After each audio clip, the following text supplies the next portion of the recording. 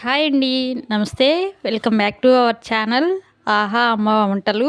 ఈరోజు మన వీడియోలో ఎగ్ పులుసు తయారు చేసుకుంటున్నామండి. ఎలా తయారు చేసుకోవాలనేది వీడియోలో చూద్దాం. వీడియోలోకి వెళ్ళే ముందు చిన్న రిక్వెస్ట్ అండి, వీడియోని తప్పకుండా లైక్ చేసి షేర్ చేసి సబ్స్క్రైబ్ చేసుకోండి. Please be subscribe and like. Okay, వీడియోని చూసేద్దాం. ఇక్కడ నేను 4 ఎగ్స్ని ఉడికించి తీసుకుంటున్నానండి.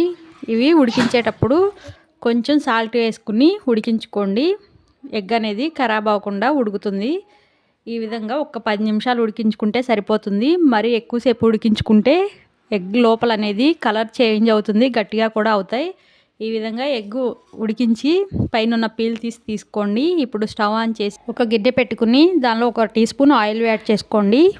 ఆయిల్ కొంచెం వేడెక్కిన తర్వాత మనం పీల్ తీసుకున్న ఎగ్ను ఒక్కొక్కటి వేసి దానిలో కొంచెం పసుపు, సాల్ట్, కారం కూడా యాడ్ చేసుకుని మంటను లో ఫ్లేమ్లో పెట్టుకుని ఒక 2 నిమిషాలు ఫ్రై చేసుకోండి.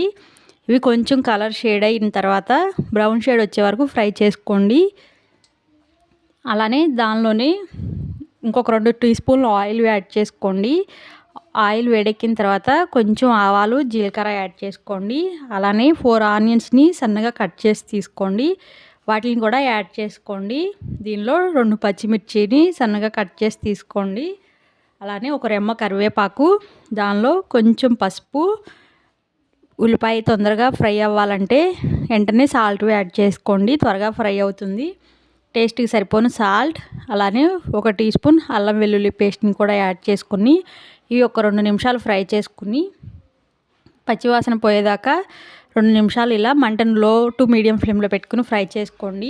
ఇవి ఫ్రై అవుతూ ఉండగా దీనిపైన మూత పెట్టేసేయండి, త్వరగా ఫ్రై అవుతుంది. ఇప్పుడు ఒక నిమ్మకాయ సైజు చింతపండుని నానబెట్టి పక్కకు పెట్టుకోండి. ఇవి ఫ్రై అయినాయి కదా. ఈ ఆనియన్స్ బాగా ఫ్రై అయిన తర్వాత మధ్య మధ్యలో కలుపుతూ ఉండండి. ఆనియన్స్ బాగా ఫ్రై అయ్యే వరకు ఫ్రై చేసుకోండి. అలానే ఇవి ఫ్రై అయిన తర్వాత దానిలో ఫ్రై చేసుకున్న ఎగ్స్ని కూడా యాడ్ చేసుకుని ఒక చిన్నులపై రెమ్మని కచ్చా పచ్చాగా దంచి యాడ్ చేసుకోండి. మీ టేస్ట్కి తగ్గట్టు కారాన్ని కూడా యాడ్ చేసుకోండి.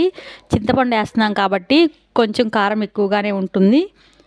అలా వేస్తేనే టేస్ట్ అనేది బాగుంటుంది. దానిలో 1/2 టీ స్పూన్ ధనియాల పౌడర్ని కూడా యాడ్ చేసుకోండి. ఇవి మొత్తాన్ని బాగా మిక్స్ చేసుకుని 2 నిమిషాలు ఫ్రై చేసుకోండి. ఇలా ఫ్రై అయిన తర్వాత దీనిలో చింతపండు పులుసు అనేది యాడ్ చేసుకుందాం. చింతపండు నానింది, దీనిని రసం తీసి ఫ్రై అవుతున్న ఆనియన్స్లో యాడ్ చేసుకోండి. మంటను లో ఫ్లేమ్లో పెట్టుకుని యాడ్ చేసుకోండి.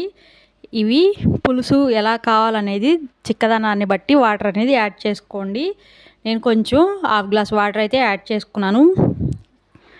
ఇవి ఒక్కసారి మిక్స్ చేసుకుని మూత పెట్టేయండి. ఇప్పుడు సాల్ట్ సరిపోయిందో లేదో ఒకసారి చెక్ చేసుకోండి. మనం చింతపండు పులుసు వేసాం కాబట్టి సాల్ట్ సరిపోకపోతే టేస్ట్ అనేది పులుపు డామినేట్ చేస్తుంది.